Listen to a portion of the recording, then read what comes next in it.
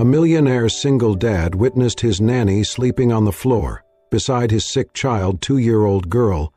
What he did next shocked. "Sir, I think you need to see this." Bruce Marley looked up from his laptop, annoyed by the interruption. His assistant, Mark, stood hesitantly at the office door, holding a tablet out with trembling hands. Bruce reached for it impatiently. On the screen, a live feed from the nursery security camera showed something that made Bruce's jaw tighten.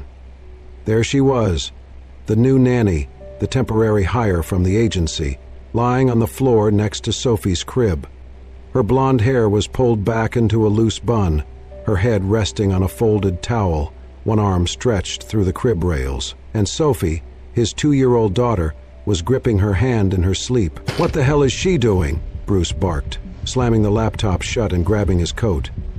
"Why wasn't I informed that Sophie had another fever?" "We didn't want to bother you during the investor call," Mark replied quickly. "And the nanny, Linda, said it wasn't an emergency. She insisted she could manage." "She's not authorized to make that decision," Bruce snapped. "No one sleeps in my daughter's room unless I say so. She crossed the line." Minutes later, Bruce stepped quietly into the house, bypassing the staff with a curt nod. The hallway to Sophie's room was dimly lit. His polished shoes made no sound on the thick carpet as he approached the nursery. He opened the door slowly. The soft hum of a white noise machine filled the room. And there they were, exactly as the camera showed. Linda, barely 20-something, was curled on the wooden floor beside the crib. No pillow, no blanket, except for a child's throw draped over her knees. Her hand still reached through the bars, fingers laced with Sophie's tiny ones. Sophie, usually restless even in sleep, was still, her breathing slow, steady. Bruce's anger began to shift, first into confusion, then into something harder to name. His daughter, who screamed at every stranger, who clung to him with panicked sobs during her last illness, now slept peacefully, holding onto the hand of someone she had met just days ago. He stepped closer. Linda's eyes fluttered open at the sound of his approach. She didn't scramble to her feet. She didn't even let go of Sophie's hand. She just blinked, then looked up at him calmly. "Is she okay?" she whispered, her voice hoarse with sleep. Her fever broke around 2 a.m., but she was still shaking. "I didn't want to leave her alone." Bruce stared. He had expected excuses, fear, maybe even defensiveness. But all he saw was concern, pure and undiluted. "Why didn't you call me?" he asked, his voice softer than he'd intended. "You were in meetings." And she needed sleep more than she needed noise or panic. Linda slowly pulled her hand back, careful not to wake Sophie. She cried for hours. This was the only thing that soothed her. Bruce looked down at the young woman on his floor, the woman he had labeled temporary, replaceable, just another name on a payroll list. There was no sign of pretense in her expression, no agenda, no guilt. He knelt slowly beside the crib, brushing a hand gently across Sophie's forehead. Her skin was warm, but no longer hot. Her cheeks flushed, but peaceful. And in her sleep, she murmured something soft. "Ma," she whispered. Bruce froze. It couldn't be. He looked back at Linda, who now sat up, arms wrapped around her knees.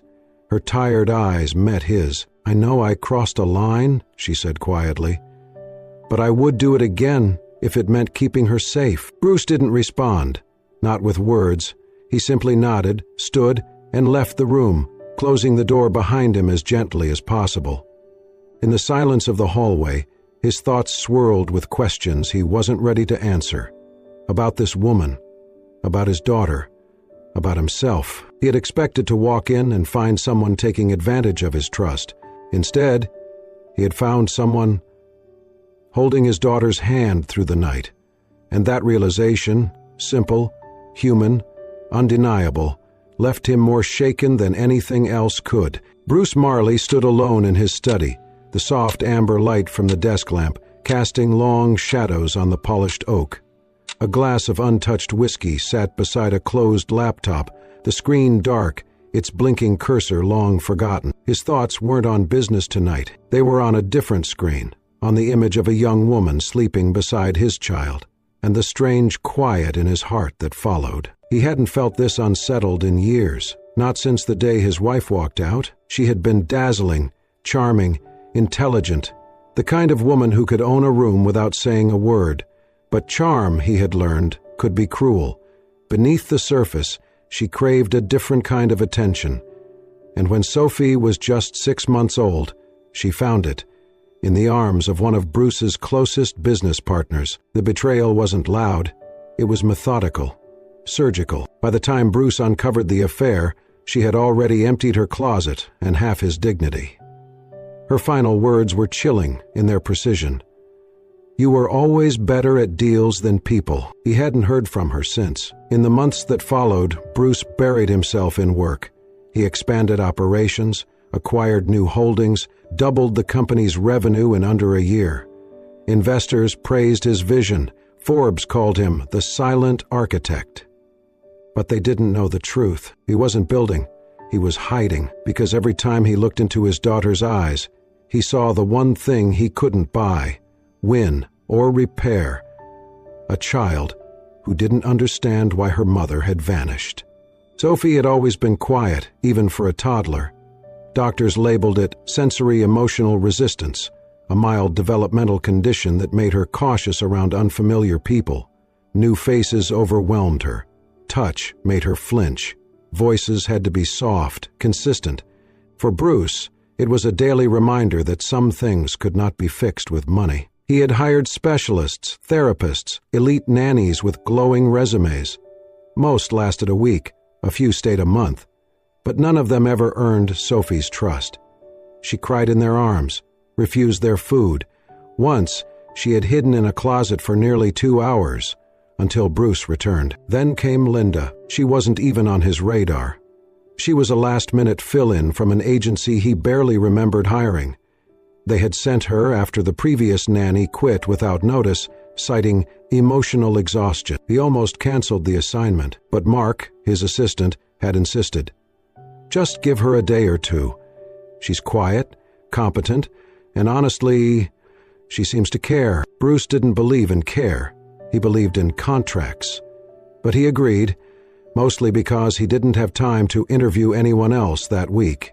Linda arrived without fanfare, blonde hair tied back, eyes tired but observant. She asked no personal questions. She smiled gently but didn't overstep. And most importantly, she didn't try too hard. Bruce noticed that. She didn't come bearing flashy toys or exaggerated voices. She simply sat on the floor, opened a picture book, and waited. Sophie didn't run. But she didn't hide either. That was already something. 2 days turned into 5. 5 turned into 10. He had planned to replace her once he had time. But that time never came. And then the night happened. The fever. The hand through the crib. The peace that followed. Bruce took a deep breath, his fingers tightening around the whiskey glass. He hadn't slept through the night since his wife left. Every night since, his sleep had been broken by Sophie's cries, by his own guilt, by nightmares he never admitted having. But last night he had woken up to stillness. No screaming, no panic, just the odd, unsettling quiet of someone else doing the job he had failed to do, and not for money, not for praise, just because she chose to care. Bruce walked over to the fireplace and stared at the photo above the mantel. It was the last family picture taken before the divorce. Sophie was still a baby, red-cheeked and sleepy in her father's arms. His ex-wife smiled tightly, her eyes already drifting elsewhere. He took the frame down and set it inside a drawer. Then, with a decision that surprised even himself, he pulled out his phone and opened the agency app. Linda was still listed as temporary fill-in. He clicked Extend Contract. When the prompt asked for duration, he selected Indefinite. He wasn't ready to trust her completely. Not yet, but he wanted to know more. Not about her resume, not about her credentials, about how someone with so little could make his daughter feel like she had everything. And why, for the first time in years, Bruce Marley had started to wonder if maybe He didn't have to do this alone anymore. It began with a giggle. Bruce had just stepped into the hallway outside the playroom when he heard it. A tiny burst of laughter, high-pitched and pure. He paused mid-step. Sophie rarely laughed. Not around people. Not since. He moved closer, just enough to peer inside without being seen. There they were. Linda sat cross-legged on the floor, a coloring book open between her and Sophie. The toddler had a crayon in each fist, scribbling wildly across the pages. Her hair was tied into a messy little puff, and her cheeks were flushed with delight. "Purple sun?" Linda teased gently. "You're an artist ahead of your time." Sophie grinned and babbled something unintelligible, clearly pleased with herself. She looked up at Linda and clapped her tiny hands. Then came the moment Bruce would replay in his head for days. Sophie leaned forward, touched Linda's cheek with her crayon-stained fingers and said, clear as day, "Ma'am." Bruce's stomach dropped. He stepped back, out of sight, heart pounding harder than it should have. That word, Mommy, Sophie had never said it before, not once, not even for her real mother. And now, after just 2 weeks, she was saying it to a stranger? Later that evening, Bruce confronted Linda in the kitchen. She was rinsing bottles at the sink, sleeves rolled up, hair slightly damp from Sophie's bath. "She called you something today," he said without preamble. Linda turned, puzzled. "She calls me a lot of things," she said. "Mommy," a beat of silence. "Oh," Linda said softly.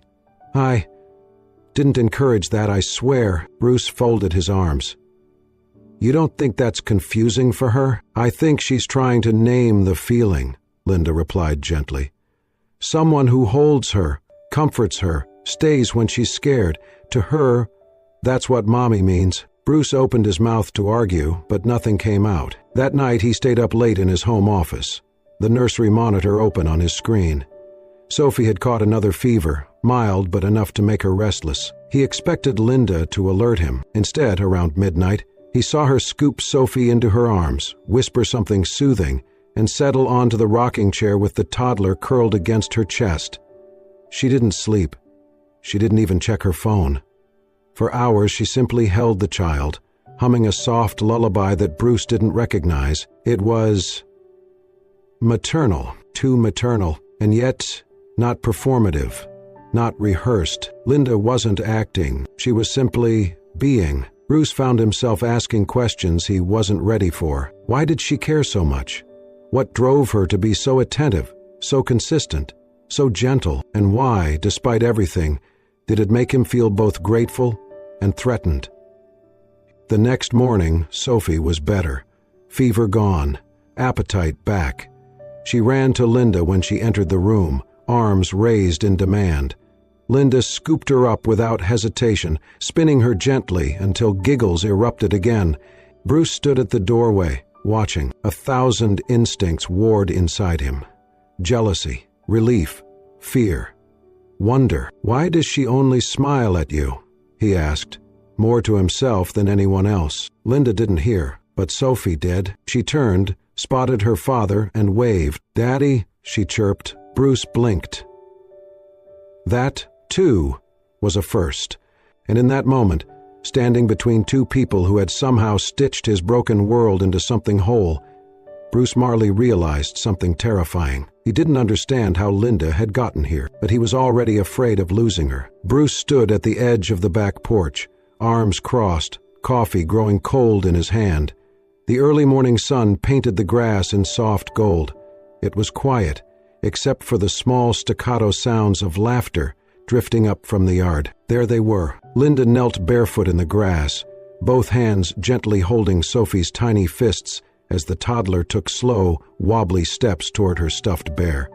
Her curls bounced with every step. Her mouth was open in joyous squeals. Linda was not guiding her, she was simply holding space. "Good job, sweetheart," she whispered. "You're so brave." Sophie burst into laughter. A full, uninhibited laugh that Bruce hadn't heard in what felt like a lifetime. He felt something crack inside. That night, Bruce sat in his dim study, bathed in silence. A single lamp glowed above his desk, illuminating an open laptop.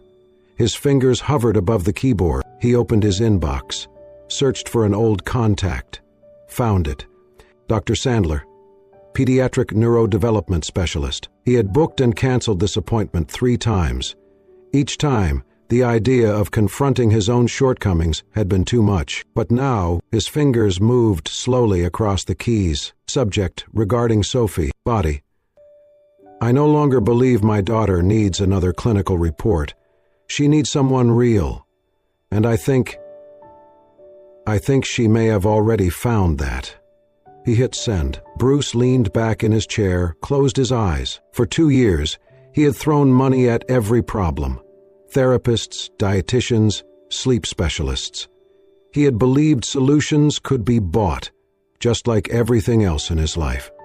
But no expert had ever drawn that laughter out of Sophie.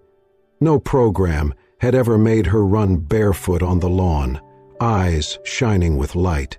Only Linda had, with no certification, no script, no degree, just her hands, her calm voice, and the quiet kind of presence that didn't ask for recognition. Bruce sat in the dark, the question circling him like smoke. Have I been raising my daughter, or just keeping her alive?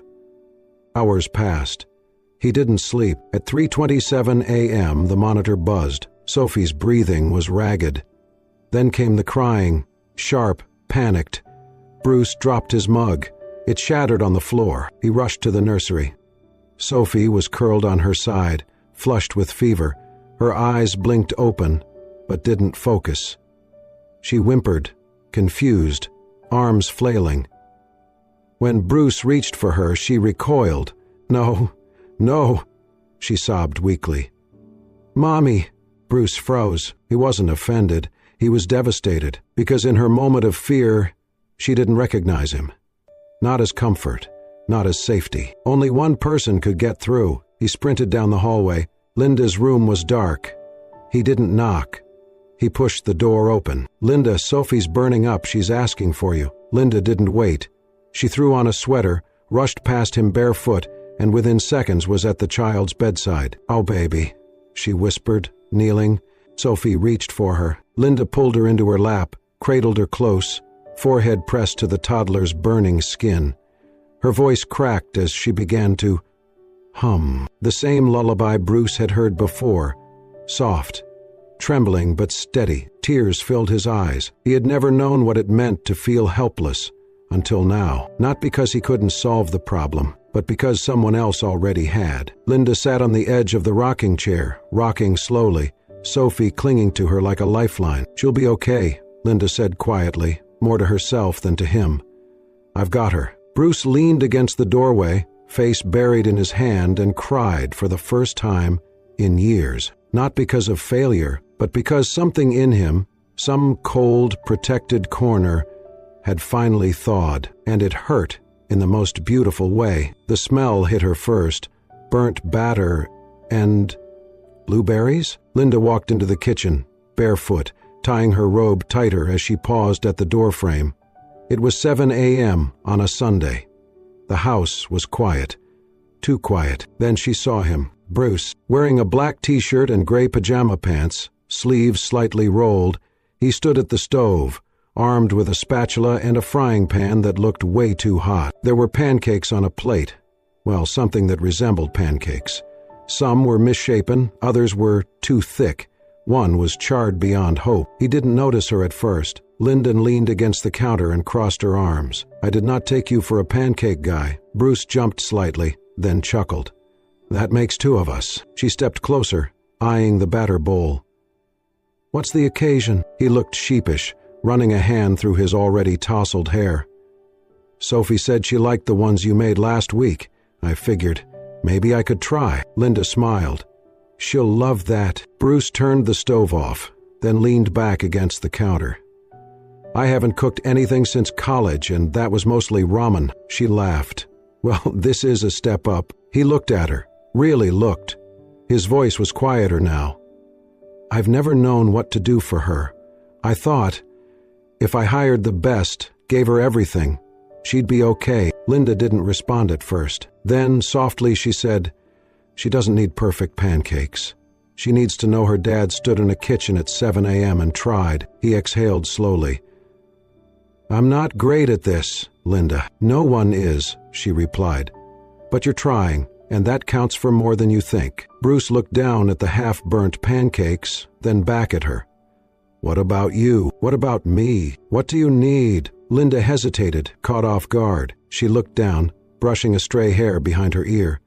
Her voice was soft, but firm. A place where I'm not just temporary. That's all. Bruce blinked. Something about the way she said it. It was not a plea. It was a quiet truth, one that settled in his chest with unexpected weight. He wanted to say something, but she was already moving, grabbing a plate, arranging the least burnt pancakes with practiced care. That morning, they ate with Sophie at the breakfast nook. The little girl clapped with joy, blueberry syrup smeared on her cheeks, giggling at the odd shapes of the pancakes. Bruce didn't correct her when she called them daddy cakes. He just watched her smile, and he watched Linda smile too. The next morning, Linda woke up earlier than usual. When she stepped into the hallway, something caught her eye. The door at the end of the corridor, the one that had always been closed, was ajar. She walked toward it slowly. Inside, the room was freshly painted, softly lit. A small dresser stood by the wall. A warm-colored rug lay underfoot. There was a neatly made bed, a reading chair, and a shelf with a few books, some of them ones she had read to Sophie. But what made her stop was the wooden plaque hung carefully on the door, engraved in neat cursive, Linda, family room. She brought a hand to her mouth. No speech, no big announcement, just that. A space, a name, a place that said, you're not just passing through, you belong. And that morning, for the first time in years, Linda cried not from pain, but from the overwhelming relief of being seen. The park was quiet that afternoon, the sun casting golden beams through the trees as the breeze rustled fallen leaves along the walking path. Sophie ran ahead, clutching a small notebook and a box of crayons in her chubby hands. Linda followed at her pace, her soft laughter carrying across the lawn as Sophie picked the perfect spot beneath a maple tree. Bruce trailed behind them, hands in his pockets, his steps slower than usual. For once, he was not thinking about meetings or deadlines.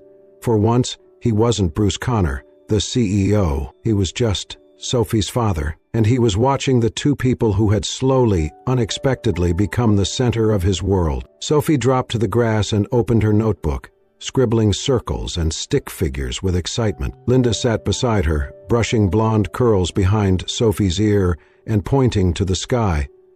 Look how the leaves dance, sweetheart. Use the orange, like that one there. Bruce stood a few feet away, silently observing the interaction. His chest tightened, not from discomfort, but from something deeper, something unfamiliar. Trust. He sat down a few feet from them, elbows resting on his knees. You're good with her, he said. Linda looked up. She makes it easy. Bruce smiled faintly. She didn't used to. No, Lyndon agreed. But you kept her safe. That's why she opened up. He was quiet a moment, then looked out at the trees. My mother died before I turned 30, he said. She raised me alone after my dad left. Never asked for anything. Worked 3 jobs. When I made my first $1 million, I bought her a condo on the coast. Linda said nothing, sensing the weight in his voice. Home night. I called her after a deal went south. I was a mess. Angry. She didn't say much, just told me to come home and let it hurt. He swallowed hard. I flew back. Didn't even pack a bag. She made me soup, wrapped me in a blanket, and let me cry on her lap like I was 10 again. That was the last time I saw her.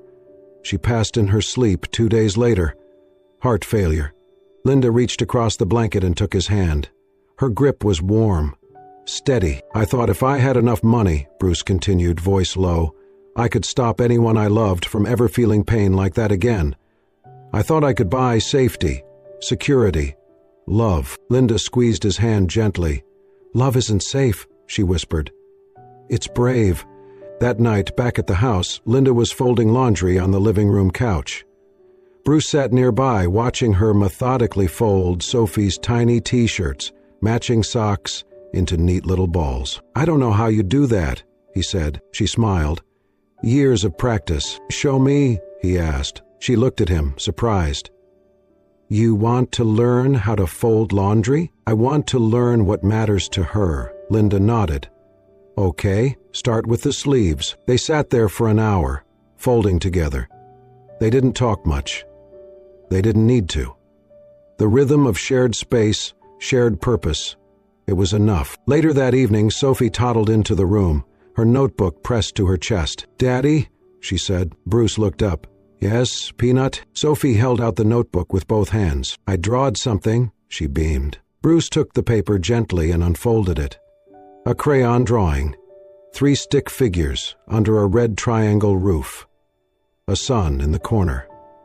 A flower. 2 names written in clumsy block letters.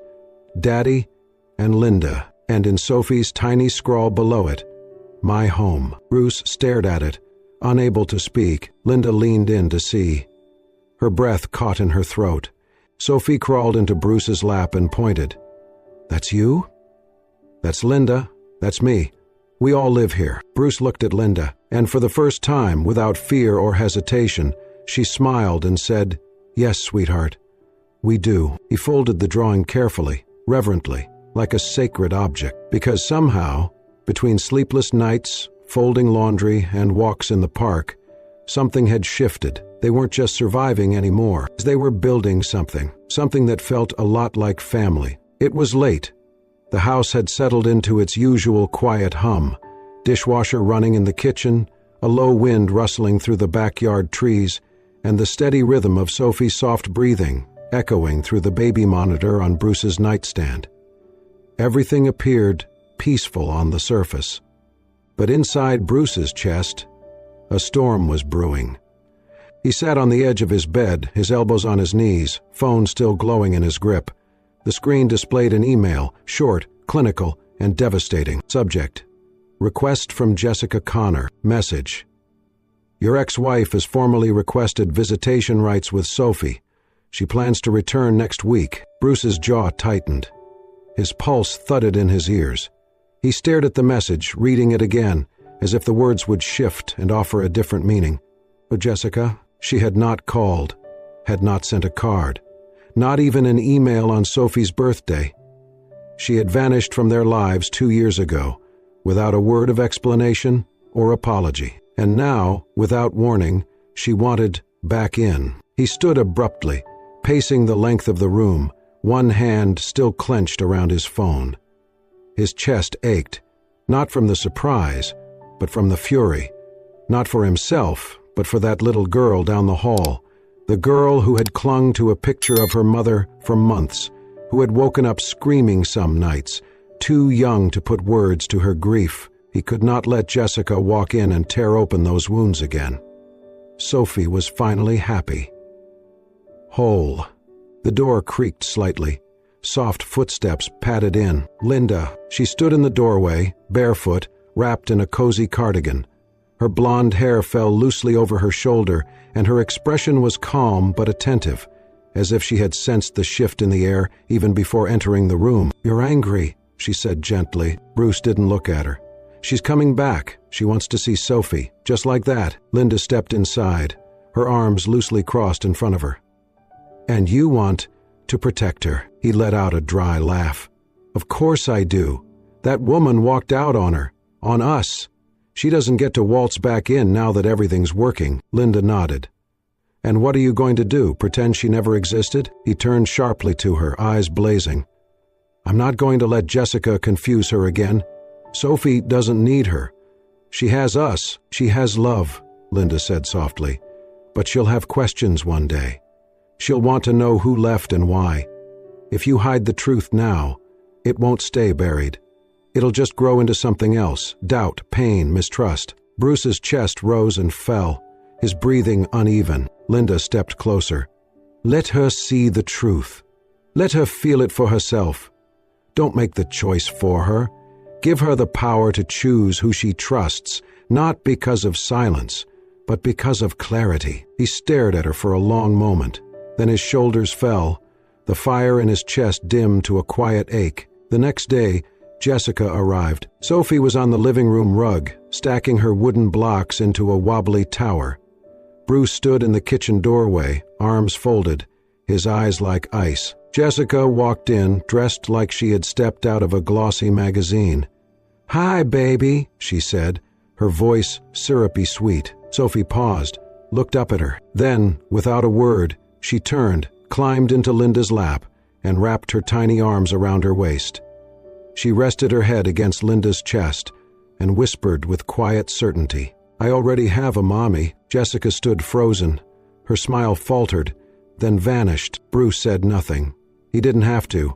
His eyes never left Linda's face. That night, after Sophie had drifted into sleep, Linda moved slowly down the hallway. Her suitcase sat by the door. She had seen too much to believe this fairy tale would last forever. Kindness, she had learned, was rarely permanent. Her fingers brushed the doorknob. Then, footsteps. Bruce appeared behind her, silent.